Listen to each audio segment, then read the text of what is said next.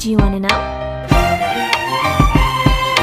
Okay बच्चा लोग, तो आज हम शुरू कर रहे हैं आपके साइंस का chapter number 3, metals and non metal. Metals and non metals. देखिए बच्चा लोग, जितने भी एलिमेंट इस दुनिया में अवेलेबल है ना, साइंटिस्ट लोगों ने ढगलो एलिमेंट्स है, कैसे उसको इजीली मैनेज किया जाए। सो अलग अलग साइंटिस्ट आए, उन्होंने अपने अपने तरीके से उनको क्लासिफाई करना चालू किया डिपेंडिंग ऑन देयर प्रॉपर्टीज। भाई जो सेम प्रॉपर्टी दिखाता है उसको एक ग्रुप में रख दिया और उस ग्रुप को नाम दे दिया। जैसे कि इसका सेकंड चैप्टर हमने पढ़ा था एसिड एंड बेस, तो उसमें जितने भी कंपोनेंट्स सेम कैरेक्टरिस्टिक्स दिखा रहे थे, किसी के साथ रिएक्ट होने पे उसको एक को नाम दे दिया एसिड, तो एक ग्रुप को नाम दे दिया हमने बेस। सिमिलरली अब कुछ ऐसे एलिमेंट्स थे जो एसिड और बेस से मैच नहीं हो रहे थे, लेकिन उनकी फिर भी कुछ केमिकल प्रॉपर्टीज मैच हो रही थी। भाई जैसे पानी के साथ रिएक्ट करने पे, ऑक्सीजन के साथ रिएक्ट करने पे वगैरह वगैरह। तो सेकंड क्लासिफिकेशन जो कि हमारे सामने आया वो था मेटल्स एंड नॉन मेटल्स। भाई इनका बेसिक डिफरेंस आप सब जानते हैं, फिर भी हम एक बार रिवाइज कर लेते हैं फटाफट कि भाई प्रॉपर्टीज ऑफ मेटल्स क्या है एंड दोनों के बीच में डिफरेंस क्या है। सबसे पहले फिजिकल स्टेट। भाई मोस्टली मेटल्स जो है वो सॉलिड स्टेट में पाए जाते हैं and non metals mostly gas में पाए जाते हैं। मैं ये नहीं कह रहा हूं कि हमेशा वैसा ही होगा। आपको पता है मर्क्यूरी इज अ मेटल, फिर भी वो लिक्विड स्टेट में पाई जाती है। सिमिलरली आयोडीन एक नॉन मेटल है, फिर भी वो हमको सॉलिड स्टेट में देखने को मिलता है। अभी oxygen, chlorine, carbon, nitrogen, hydrogen, ये सब क्या है? ये सब एक नॉन मेटल्स हैं और मोस्टली ये सारी चीजें गैस में पाई जाती है। Second thing is lustrous. भाई जितने भी मेटल्स होते हैं उनके पास कुछ चमक होती है। मेटल्स चमकते हैं, नॉन मेटल्स चमक नहीं सकते। Non metals are non lustrous. Third thing is malleability. अच्छा, मेलिएबिलिटी मतलब क्या होता है? देखिए, आपके पास कोई मेटल की पतली सी शीट हो सकती है। भाई जैसे कि हमारे क्लासेस में चेयर्स हैं, चेयर्स के पीछे एक शीट है जो ऐसी गोल घूमी हुई है, मेटल की बनी हुई है। तो मेटल को अगर आप मारोगे तो वो टूटेगी नहीं, वो मुड़ेगी एंड उसको मार मार के हम एक पर्टिकुलर शेप में ला सकते हैं। सो ये जो प्रॉपर्टी है इसको हम कहते हैं मेलिएबिलिटी। भाई सपोज करिए लकड़ा है, मैं लकड़े को मारूं तो क्या होगा? टूट जाएगा obviously. So Lakra is not a metal. Obviously Lakra is not also a non metal. Non metal भी वो नहीं है। Next, ductility. भाई मेटल्स को आप पतली पतली वायर में कन्वर्ट कर सकते हो। आपके घर पे इलेक्ट्रिकल वायर्स हैं, कॉपर की होती है, एल्यूमिनियम की होती है, लेकिन नॉन मेटल्स को इसमें हम कन्वर्ट नहीं कर सकते हैं। Next thing, hardness. भाई metals are generally hard, but sodium की बात करूं, पोटेशियम की बात करूं तो ये मेटल्स बहुत इजीली कट सकते हैं। टीन की बात करूं, भाई टीन मतलब जिसमें वो पेप्सी आती है ना, कैन आता है पेप्सी का कैन। भाई आप खाली कैन को मोड़ोगे तो आराम से मुड़ जाएगा। अगर आप उसको दो हाथ से ऐसे खींचोगे ना तो वो टूट भी जाएगा, फट भी जाएगा, जैसे पेपर फटता है। ऑब्वियसली थोड़ा सा दम ज्यादा लगाना पड़ेगा बट इजीली फट जाएगा। तो भाई metals are generally hard but there are few exceptions. As I just said, sodium, potassium, tin, ये सब चाकू से इजीली कट सकते हैं। Whereas non metals are generally not hard. Non metals hard नहीं होते हैं, लेकिन उसमें भी कुछ एक्सेप्शन है। As per example diamond. भाई डायमंड क्या है? एक नॉन मेटल है, उसके बावजूद वो इजीली नहीं टूटता है। हाँ, लेकिन डायमंड चमक होती है, लेकिन वो नॉन मेटल है। अगेन एक एक्सेप्शन। भाई नॉन मेटल्स के पास चमक नहीं होती, लेकिन डायमंड एक ऐसा नॉन मेटल है जिसके पास चमक है। Next is sonorous. भाई जब भी दो मेटल आपस में टकराते हैं वो साउंड, सोनोरस साउंड, गूंजती है, उसकी आवाज गूंजती है। लेकिन जब कोई मेटल किसी नॉन मेटल के साथ या कोई दो नॉन मेटल टकराते हैं तो आवाज आती है, लेकिन आवाज गूंजती नहीं है। इसलिए हम कहते हैं कि metals are sonorous. Next is conduction. भाई मेटल जनरली अपने तरफ से, अपने बॉडी में से हीट एंड इलेक्ट्रिसिटी कंडक्ट कर सकते हैं, बट नॉन मेटल्स नहीं। Next is density. अब चलो, डेंसिटी का मतलब होता है थिकनेस। जनरली आपको पता ही है कि मेटल्स जो है नॉन मेटल के कंपैरिजन में ज्यादा डेंस होते हैं। ज्यादा डेंस का मतलब है कि भाई उनका साइज भले कम हो लेकिन उनका मास ज्यादा होता है। देखो डेंसिटी की फॉर्मूला आपने देखी होगी, mass by volume. Actually density कर क्या रहा है, कंपैरिजन कर रहा है। किसका कंपैरिजन, कि भाई आपका मास कितना है एंड मास के कंपैरिजन में आपका वॉल्यूम कितना है। भाई वॉल्यूम मतलब आपका साइज हो गया, volume is nothing but your size. भाई एज पर एग्जांपल कोई ऐसा बंदा जिसकी हाइट छोटी है लेकिन जिसका वेट बहुत ज्यादा है, तो उसको डॉक्टर सलाह देता है कि भाई एक्सरसाइज करो, ये करो, डाइट करो। क्यों? बिकॉज वो क्या चेक कर रहा है कि उसकी हाइट तो बहुत छोटी है लेकिन उसके कंपैरिजन में उसका मास ज्यादा है, तो ये चीज नहीं होनी चाहिए। ठीक है, वो डॉक्टरी लाइन है, वो अलग चीज है, but generally metals are denser than the non metals. Next is melting and boiling point. भाई तो हमको पता है कि मेटल्स जल्दी से बॉयल भी नहीं होते, जल्दी से मेल्ट भी नहीं होते हैं, ठीक है। तो भाई metals have high boiling and melting point whereas non metals have low melting and boiling point. Next is strength. भाई आप सबको पता है कि मेटल्स के अंदर स्ट्रेंथ ज्यादा रहती है। अच्छा, स्ट्रेंथ ज्यादा क्यों रहती है, उसका एक एग्जांपल, उसका एक रीजन हम लोग इस चैप्टर के अंदर ही देखेंगे, आज नहीं but yes in upcoming lectures. Next is colour. Most of the metals are grey in colour. तो ऐसा कलर कंपैरिजन भी देखा गया है। तो मेटल्स जो है, जो नेचुरली ऑकरेंस है, देखिए हम मेटल्स को कलर कर सकते हैं but generally mostly metals grey colour में पाए जाते हैं, ठीक है। बट अब कॉपर है, गोल्ड है, ये उसके एक्सेप्शन। तो बच्चा लोग प्रॉपर्टी, हर प्रॉपर्टी के लिए कुछ ना कुछ एक्सेप्शंस होता ही होता है, बट फिर भी उनको एक ही ग्रुप में रखा गया है। क्यों? बिकॉज उसकी केमिकल प्रॉपर्टीज इतने हद तक सिमिलर है, ठीक है। ठीक है भाई, ये तो बहुत शॉर्ट एंड बहुत ही इजी सा टॉपिक था। अब हम नेक्स्ट शुरू कर रहे हैं chemical properties of metal, which is very very important. देखो अभी जो देखो वो फिजिकल प्रॉपर्टीज थी। भाई फिजिकल प्रॉपर्टीज तो बहुत आसान है, बचपन से हम पढ़ रहे हैं। Chemical properties of metals. भाई सबसे पहले हम मेटल को रिएक्ट कराएंगे ऑक्सीजन के साथ, ठीक है। देखो जब भी मेटल ऑक्सीजन के साथ रिएक्ट करेगा सो वो अपना मेटल ऑक्साइड बनाएगा एंड मेटल ऑक्साइड बनने से उसका कलर चेंज हो जाएगा। मेजर चेंज क्या आएगा? Colour change. एक छोटा सा एग्जांपल देता हूं, कांट लग जाना, जंग लग जाना, ब्राउन कलर का होता है। भाई जिस भी मेटल के ऊपर जंग लगता है वो Fe2O3 उसको कहते हैं। वो होता क्या है? जंग लग जाना। एंड वो ब्राउन कलर का मेटल, कोई भी कलर का हो, कोई भी कलर का, जंग लगने के बाद ब्राउन कलर हो जाता है। इसका मतलब जब वो मेटल ऑक्साइड बनेगा तो अपना कुछ ना कुछ कलर चेंज करेगा ही करेगा, ठीक है। अब हम ये देखते हैं कि कौन सा किस तरीके से रहेगा। भाई आपको रिएक्टिविटी सीरीज याद है? रिएक्टिविटी सीरीज हम उसके अकॉर्डिंग बात करेंगे। सबसे पहले कौन सा आता था? पोटेशियम, सोडियम, कैल्शियम, फिर उसके बाद मैग्नीशियम। तो हम उस सीरीज में जाएंगे। देखिए पोटेशियम, कैल्शियम और मैग्नीशियम जो है वो हाईली रिएक्टिव है। तो जब भी मैं उनको ऑक्सीजन के साथ रिएक्ट कराऊंगा, अच्छा ऑक्सीजन के साथ रिएक्ट करना मतलब क्या होता है? उसको हीट करना। क्या चीज? हीट करना। भाई ये तीनों चीज, तीनों एलिमेंट कौन से तीन? Potassium, sodium and calcium.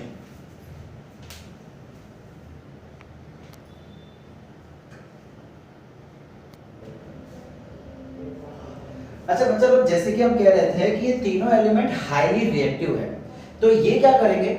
Oxygen के साथ तुरंत ही रिएक्ट करेंगे एंड वो भी विगरसली। भाई विगरसली का मतलब है कि जैसे ही ये इसको मैं कांटेक्ट में लाऊंगा ये एकदम से जल के, मतलब रिएक्शन तो बनाएंगे, मेटल ऑक्साइड तो बनाएंगे ही, लेकिन इसका एहसास आपको हो जाएगा। भाई या तो ये कोई साउंड प्रोड्यूस करेंगे या तो ये कोई इफेक्ट प्रोड्यूस करेंगे। इसलिए कहा जाता है कि potassium, sodium and calcium reacts vigorously with the oxygen, ठीक है।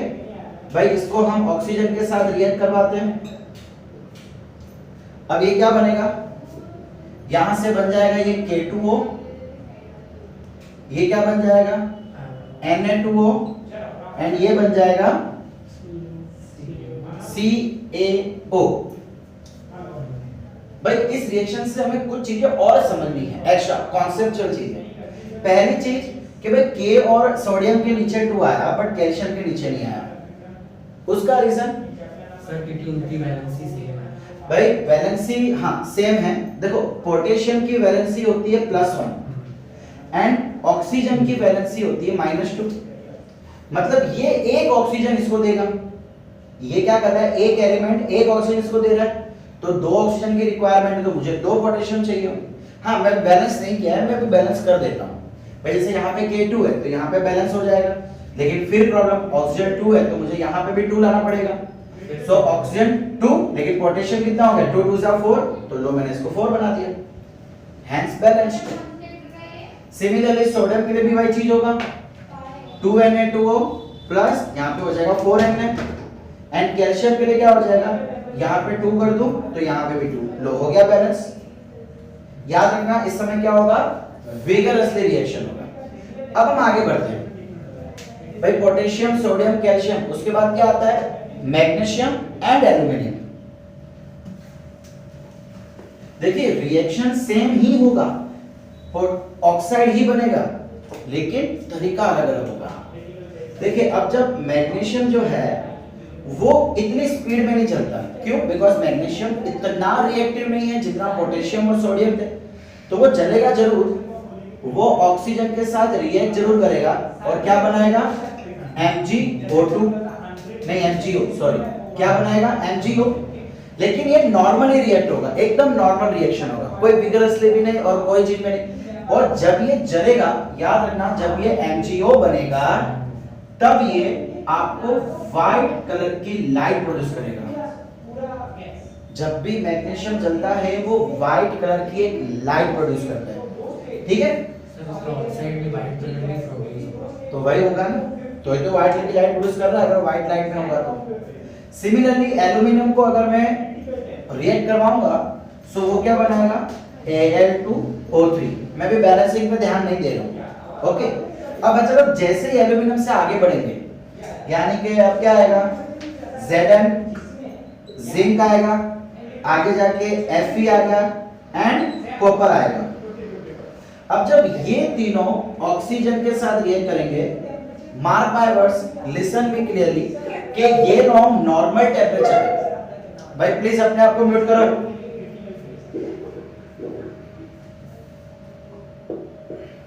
श्रेयाश प्लीज म्यूट योरसेल्फ। क्या कर रहा है ये?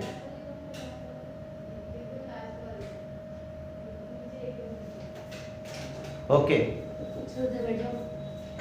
तो बच्चा लोग यहां ध्यान से सुनो भाई, ये तीनों एलिमेंट लेस रिएक्टिव है, तो ये नॉर्मल रूम टेम्परेचर पे जल नहीं सकते, मतलब रिएक्ट नहीं कर सकते। अगर मुझे इनको ऑक्सीजन के साथ रिएक्ट कराना है तो मुझे इनको बहुत ही हाई टेम्परेचर पे गर्म करना पड़ेगा। जब मैं इनको गर्म करूंगा तब जाके ये ऑक्सीजन के साथ रिएक्ट करेंगे एंड क्या बनाएंगे, ये बना देगा ZnO, Fe बनाएगा Fe2O3 एंड कॉपर बनाएगा CuO। ठीक है, बैलेंसिंग पे आ जाए भाई। यहाँ पे ऑक्सीजन ट्वाइस है तो ये ट्वाइस, तो ये भी ट्वाइस। यहाँ पे ऑक्सीजन डबल है, यहाँ पे ट्रिपल है, सो ये 3 और यहाँ पे 2, सो 2 3 जा 6, 3 2 जा 6। एल्यूमिनियम कितना है 4, तो ये आ गया 4। ये मैंने क्या लिख दिया, अच्छा Zn लिखा है, मैं 2 9 लिखना समझ रहा हूं।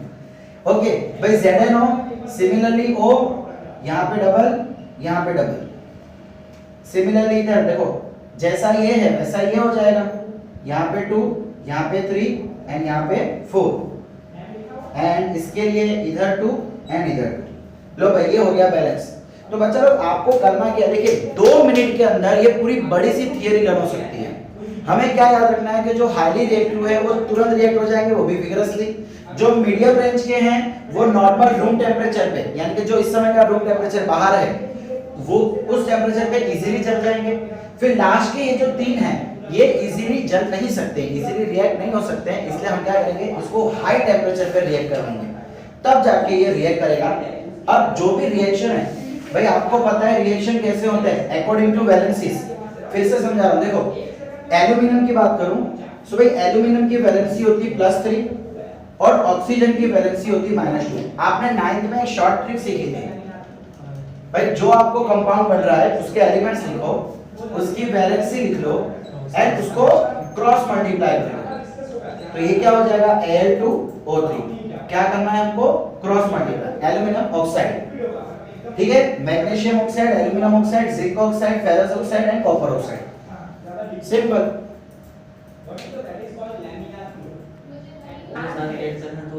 अच्छा बच्चा लोग देखिए, इसके आगे जो मेटल्स होते हैं, गोल्ड हो गया, सिल्वर हो गया, मर्क्यूरी हो गया, भाई वो तो लीस्ट रिएक्टिव है, रिएक्ट करते ही नहीं है, इसलिए जब मैं उसको ऑक्सीजन के साथ गर्म भी करके मिक्स करूंगा ना तो भी उन पे कोई असर नहीं होता, ठीक है। और ये मैं नहीं कह रहा बेटा, ऐसे एक्सपेरिमेंटली देखा गया है।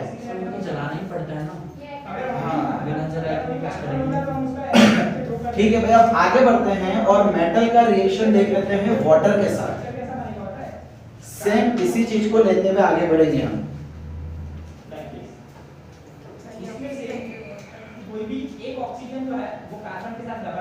ठीक है, अब हम किसका रिएक्शन देख रहे हैं?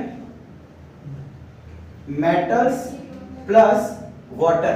ऐसा कि नॉन मेटल के साथ रिएक्शन नहीं होगा, आगे होगा ना बेटा। अच्छा अच्छा भाई, जब मेटल वाटर के साथ रिएक्ट करेगा तो क्या चीज बनाने वाला है?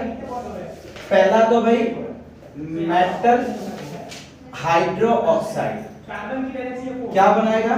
मेटल हाइड्रो ऑक्साइड, एंड कोई कोई केस में मेटल ऑक्साइड भी बनाएगा। देखेंगे कुछ मेटल जो है वो मेटल हाइड्रोक्साइड बनाते हैं और कुछ मेटल जो है वो मेटल ऑक्साइड बनाते हैं।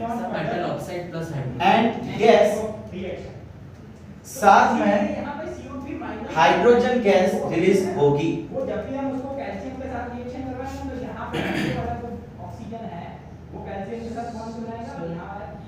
सर मेटल के साथ ऑक्साइड है, ऑक्साइड के साथ हाइड्रोजन है, मेटल हाइड्रोक्साइड के साथ हाइड्रोजन है, ऑक्साइड के साथ हाइड्रोजन है, मेटल हाइड्रोक्साइड के साथ नहीं।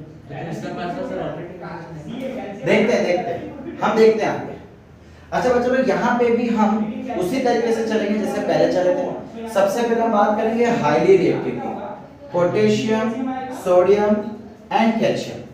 भाई इनको जब हम पानी के साथ रिएक्ट करेंगे तो अगेन ये बहुत ही विगरसली, एंड बच्चा लोग इस समय तो इतना विगरसली होता है कई कई बार जैसे कहीं एक्सप्लोसिव होता है ना, कुछ ब्लास्ट होता है ना, वैसा साउंड भी आता है। पानी के साथ इनको देखो, जनरली हम सोडियम या पोटेशियम को केरोसिन में डुबो के रखते हैं। क्यों? बिकॉज वो हाईली रिएक्टिव होता है, वो ऑक्सीजन या वाटर के कांटेक्ट में ना आ जाए, उससे बचाने के लिए हम उसको केरोसिन में डुबो के रखते हैं।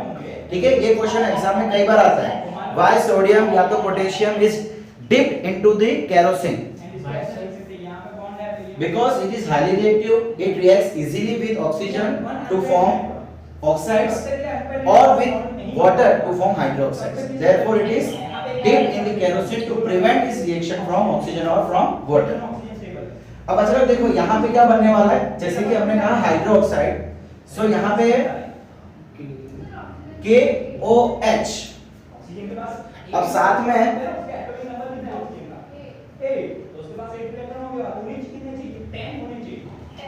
अच्छा लोग साथ में ये KOH के वाटर हाइड्रोजन भी बनाएगा। अब भाई बैलेंसिंग करना है हमको, भाई प्लीज ध्यान दो, मेटल हाइड्रोक्साइड हो कि मेटल ऑक्साइड हो, हाइड्रोजन तो कंपलसरी प्रोड्यूस होता ही होता है। अच्छा एक और चीज बहुत ध्यान देना है यहाँ पे, भाई हाइड्रोजन किसी भी रिएक्शन में प्रोड्यूस हो रहा है कि नहीं हो रहा, उसको चेक करने के लिए एक छोटी सी टेस्ट की जाती है जिसको हम कहते हैं पॉप टेस्ट। क्या बोलते हैं? Pop test. इसका मतलब क्या है, मैं क्या करूंगा, कोई भी जलती हुई मोमबत्ती या कोई भी जलती हुई चीज को किसी भी गैस के ऊपर लेके आऊंगा। अब एक गैस रिलीज हो रही है, मुझे चेक करना है कि वो कौन सी है। मैं क्या करूंगा, एक जलती हुई मोमबत्ती ले आऊंगा, अगर वो हाइड्रोजन गैस है तो वो गैस जलेगी एंड फिर pop sound, pop pop pop ऐसी आवाज आएगी, इसीलिए उसको हम कहते हैं पॉप टेस्ट। अगर दूसरी कोई गैस है तो ये साउंड नहीं आएगी। ठीक है भाई, याद रखना, हाइड्रोजन अवेलेबल है कि नहीं उसको कैसे चेक किया जाएगा? Pop test. अब भाई सोडियम, ये क्या बनाएगा? Sodium hydroxide plus H2। Calcium क्या बनाएगा? Calcium hydroxide plus H2। अच्छा बच्चा लोग, अब कई बार एग्जाम में ऐसा भी आता है कि reaction of metal with water is oxides में एसिड है कि बेस है? मेटल्स वाटर के साथ रिएक्ट करेंगे तो क्या बनाते हैं? बेस बनाते हैं, याद रखना। कई बार ऐसा क्वेश्चन पूछेंगे कि जब मैं किसी लिटमस पेपर को, रेड लिटमस पेपर और ब्लू लिटमस पेपर को मेटल और वाटर के मिक्सचर में डालूंगा तो क्या होगा? भाई मुझे पता है कि वो बेस बन रहा है, इसका मतलब वो रेड को ब्लू में कन्वर्ट कर देगा, है कि नहीं? बेस क्या करता है? बेस रेड को ब्लू में कन्वर्ट करता है कि नहीं? तो ये छोटे मोटे क्वेश्चंस लॉजिकल कॉन्सेप्चुअल आते हैं कई बार बोर्ड एग्जाम में। हाइड्रोजन भी तो वीक है। हाँ तो वो एसिड नहीं होगा, H+ आयन नॉन मेटल्स रुको एक। अच्छा बच्चा लोग इसको बैलेंस करें। देखिए हाइड्रोजन 2 टाइम, हाइड्रोजन 2 + 1 3, तो क्या करना पड़ेगा? यहाँ पे 2 2 4 कर दूं, यहाँ पे 2 कर दूं। Oxygen 2 times, oxygen 2 times, potassium 2 time, potassium 2 time. लीजिए हो गया बैलेंस। सिमिलरली इधर आ जाते हैं, N है 1 time, oxygen 1 time, hydrogen 3 time, तो सेम यही चीज हो गया वापस, ठीक है? Hydrogen 4, oxygen 2, oxygen 2, sodium 2।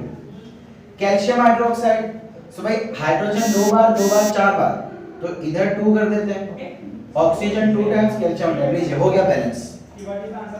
भाई ये देखो ये OH है ना, और OH ट्वाइस है, तो ये 2 इसके लिए भी है, इसके लिए भी है। सर ये हीट एनर्जी भी दे रहा है, ऐसा बता रहे हैं। जब भी आपका ऐसा कोई क्वेश्चन पूछे ना कि ये स्टेबल नहीं है, क्यों स्टेबल नहीं बताओ, तो आपको मैंने ऐसा स्ट्रक्चर करवाया भी था। अच्छा स्टूडेंट्स, भाई देखिए इन 3 रिएक्शन में हाइड्रोजन के साथ साथ एनर्जी भी रिलीज होगी। कौन सी एनर्जी? Heat energy. तीनों के साथ क्या रिलीज होगा? Heat energy. चलिए इसके आगे के मेटल्स देख रहे हैं।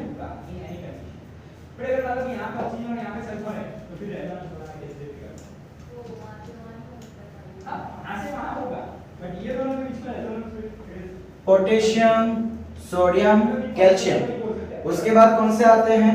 Magnesium, aluminium, zinc, iron and see. अब भाई इन सबको हम चले रिएक्ट करा देते हैं H2O से।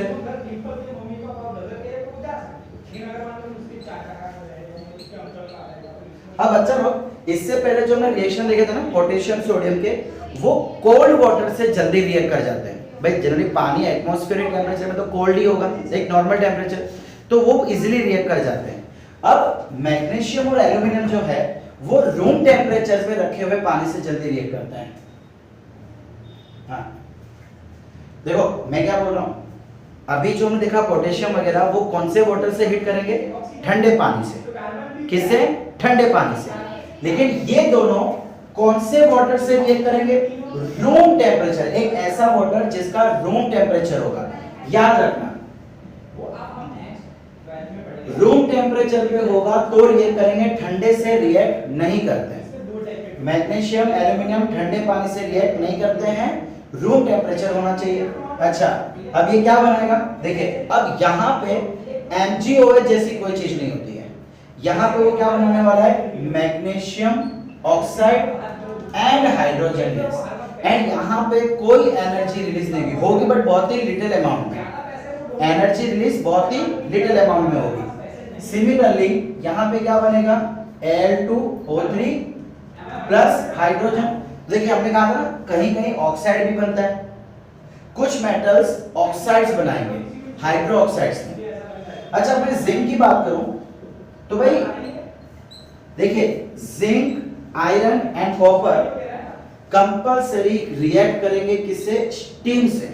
ना ही ये ठंडे पानी से रिएक्ट करते हैं, ना ही ये नॉर्मल टेम्परेचर वाले पानी से रिएक्ट करते हैं। अगर मुझे इनको रिएक्ट करवाना है तो इनका टेम्परेचर इंक्रीज करना पड़ेगा, मतलब स्टीम से। कई कई बार आपको ऐसा भी दिया जाता है, देखिए लिक्विड ये सब सॉलिड होगा, ये भी लिक्विड है, बट ये क्या होगा? गैस होगा, यानी वाटर की वेपर्स होंगे, स्टीम। बनाएंगे क्या? ऑक्साइड सी, ZnO plus hydrogen, Fe2O3 plus hydrogen, and इसके साथ भाई देखिए कॉपर जो है वो हाइड्रो ऑक्साइड बनाएगा, कॉपर ऑक्साइड ही बनेगा। कॉपर के साथ क्या बनेगा? हाइड्रोक्साइड। भैया छोटी छोटी चीजें आपको याद रखनी पड़ेगी। मैग्नीशियम से लेके आयरन तक ऑक्साइड बन रहा था, लेकिन कॉपर वापस हाइड्रोक्साइड बनाएगा। एंड भाई ये जो ऑक्साइड्स बन रहे हैं ना, ये भी बेसिक इन नेचर होंगे।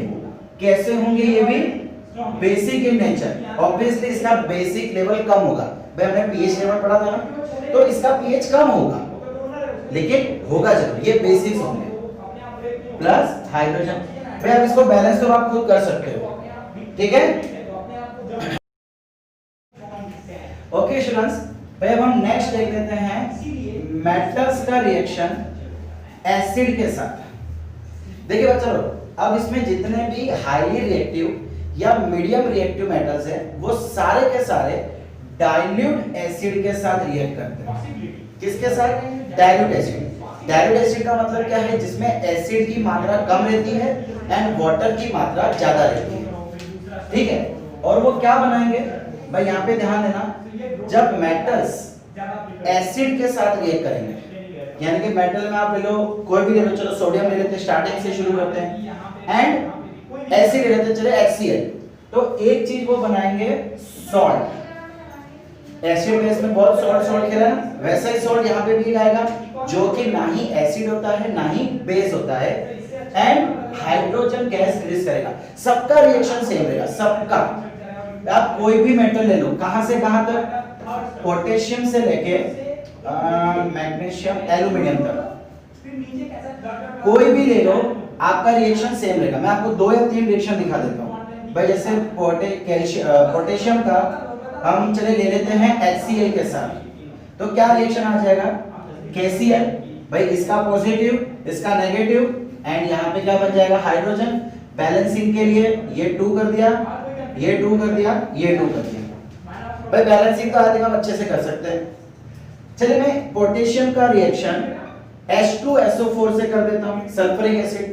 भाई sulphuric acid is the king of acid, सुना हुआ है? Sulphuric acid is the king of acid, ठीक है? अब इसमें मुझे सॉल्ट बनाना है, तो इसमें सॉल्ट कैसे बनेगा?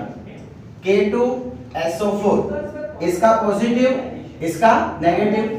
अब SO4 -2 होता है, इसलिए मुझे पोटेशियम के पास 2 लगाना पड़ेगा। K2SO4 plus hydrogen gas release, balance. यहाँ पे पोटेशियम 2 है, ये पोटेशियम 2, बाकी तो बैलेंस ही है। सिमिलरली मैं एल्यूमिनियम ले लेता हूँ। भाई एल्यूमिनियम का रिएक्शन में चले HCl के साथ ले लेता हूँ, तो ये क्या बनेगा? Al2Cl3 plus hydrogen gas. यानी इसमें एक ही चीज है, इसमें कोई टेंशन ही नहीं है कि हाईली रिएक्टिव है तो ये लोअर रिएक्टिव हो, नहीं, बस डाइल्यूट एसिड होना चाहिए। डाइल्यूट मतलब जिसमें एसिड का मात्रा कम हो, वाटर की मात्रा ज्यादा हो। अब इसके बाद की बात करूं, अगर ये एलिमेंट के आगे जाऊं, यानी एल्यूमिनियम के आगे कौन आ जाएगा? नहीं सॉरी, इसको हम एल्यूमिनियम तक नहीं, ये आगे भी जाएगा। एल्यूमिनियम, जिंक, आयरन, आयरन भी होगा यहाँ पे, कॉपर। भाई कॉपर तक ये चीज रहेगा, सॉरी कॉपर तक सेम चीज आपको देखने को मिलेगी। अब इसके आगे आप जाओगे सिल्वर, मर्क्यूरी, गोल्ड। भाई अगर मुझे इन सब से रिएक्ट करवाना है तो मुझे कॉन्सेंट्रेटेड एसिड चाहिए। कौन सा एसिड? Compulsory concentrated acid. भाई कॉन्सेंट्रेटेड का मतलब क्या है? जिसमें एसिड का लेवल ज्यादा हो और पानी का लेवल कम हो, तो ही ये रिएक्शन होगा। एंड ये रिएक्शन फिलहाल आपके बुक में नहीं है, खाली इतनी इंफॉर्मेशन याद रखो कि कॉन्सेंट्रेटेड के साथ रिएक्ट होगा, बट उसकी रिएक्शन फिलहाल हमारे पास नहीं है। एक्चुअली क्या होगा, उसके ऊपर ऑक्साइड्स बनना शुरू हो जाएगा। ऑक्साइड्स बनने का मतलब देखो, जैसे कि आपका गोल्ड है, भाई आप गोल्ड को गलती से भी एसिड में मत डालना, कभी डाल दिया तो गोल्ड ब्लैक हो जाएगा, काला पड़ जाता है ना। वो कब पड़ेगा? जब आप उसको कॉन्सेंट्रेटेड एसिड में डुबो दोगे, ठीक है? फिर बाद में कंप्लेन मत करना, ओके? यहां तक कोई प्रॉब्लम बच्चा लोग? भाई अब हम रिएक्शन देख रहे हैं मेटल ऑक्साइड का एसिड के साथ। देखिए, सॉरी नॉट एसिड, वाटर के साथ।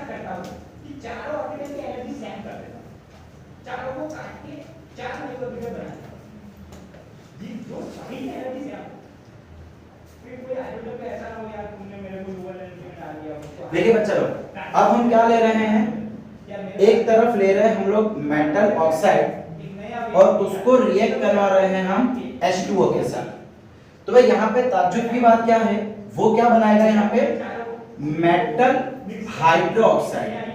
ओके देखिए बच्चा लोग, यहाँ पे क्या बनने वाला है मेटल हाइड्रोक्साइड। अब इसमें भी कुछ ट्विस्ट है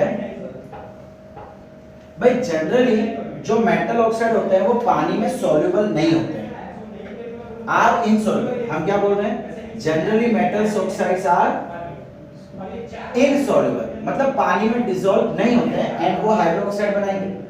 लेकिन अगर मैं अल्काली मेटल्स की बात करूं, सर अब ये क्या चीज है अल्काली मेटल्स? भाई अल्काली मेटल्स का मतलब होता है जिसकी रिएक्टिविटी बहुत हाई है, जैसे कि पोटेशियम, सोडियम एंड कैल्शियम। इन तीन को जनरली हम अल्काली मेटल्स कहते हैं। अब बच्चा लोग देखो, आप देख सकते हो कि यहाँ पे क्या बन रहा है मेटल ऑक्साइड, तो मेटल हाइड्रोक्साइड। अब हाइड्रोक्साइड है तो ये क्या होगा, बेस होगा। भाई मेटल हाइड्रोक्साइड है OH, मतलब वो बेस होगा। लेकिन जब अल्काली मेटल्स का मैं रिएक्शन कराऊंगा, ठीक है, तो ये क्या बनाएगा जनरली, देखो अब ये है NH है भाई, ये सब एम्फोटेरिक इन नेचर कहलाते हैं। क्या कहलाते हैं, एम्फोटेरिक। एम्फोटेरिक का मतलब है कि जब ये पानी से रिएक्ट करेंगे तो इसके लिए जो कंपाउंड बनेगा, जो सॉल्ट बनेगा, एक्चुअली वो सॉल्ट नहीं है, वो एसिडिक एंड बेसिक दोनों नेचर दिखाता है। क्या चीज, compound which shows, compound which shows both acidic and basic medium, basic properties, shows both acidic and basic behavior या properties या characteristics, जो आपको बोलना, तो उनको हम कहते हैं एम्फोटेरिक। देखो रिएक्शन कैसा होगा, सपोज करो कि मैं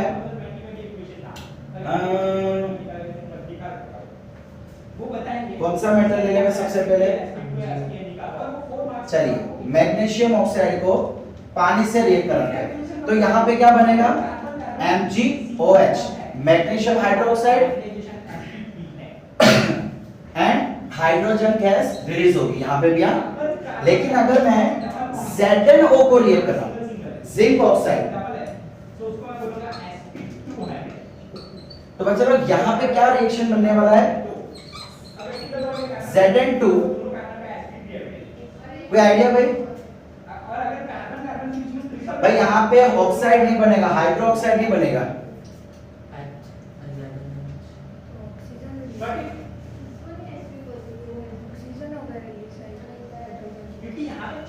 एक मिनट, तो इसमें 4 ऑर्बिटल बनेंगे और इसमें भी कितने बॉन्ड बनेंगे, दो यहाँ पे बन गए, दो ही बनेगा।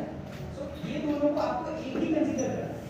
आपने ऐसा कंसीडर करना कि एक ही बॉन्ड, तो टोटल कितने बॉन्ड हुए, डबल बॉन्ड तो 4 बॉन्ड ही होगा। ये एक तो उसके 3 बॉन्ड है, 3 यानी 1 sp2, तो इसमें हाइड्रोजन होगा sp2 देन sp3 में क्या करना है, 3 बॉन्ड बनेगा, कार्बन कार्बन तो आपको 3 बॉन्ड कंसीडर करना है, आपको 3 से 3 बॉन्ड कंसीडर करना है, एक ही बॉन्ड बनेगा। सो भी कार्बन और अदर एलिमेंट के साथ बॉन्ड बनेगा, डबल तीन तो बना दिए यार, ये कार्बन है उसने 3 तो यहाँ पे बना लिए, उसमें क्या कभी और एलिमेंट नहीं भाई चलो कंटिन्यू। अब जरा यहाँ ध्यान देना भाई, जो ZnO है भाई, जैसे कि आप K ले लो, K2O ले लो, Na2O ले लो, CO ले लो, ये पानी के साथ पहली चीज तो रिएक्ट करेगी नहीं, पानी के साथ रिएक्ट करेगी नहीं। तो इसको रिएक्ट कराने के लिए हम क्या करते हैं, इनमें से कोई हाइड्रोक्साइड साथ में लेंगे। जैसे कि सपोज करो मैं ले लेता हूं अभी ZnO के साथ NaOH, सोडियम हाइड्रोक्साइड।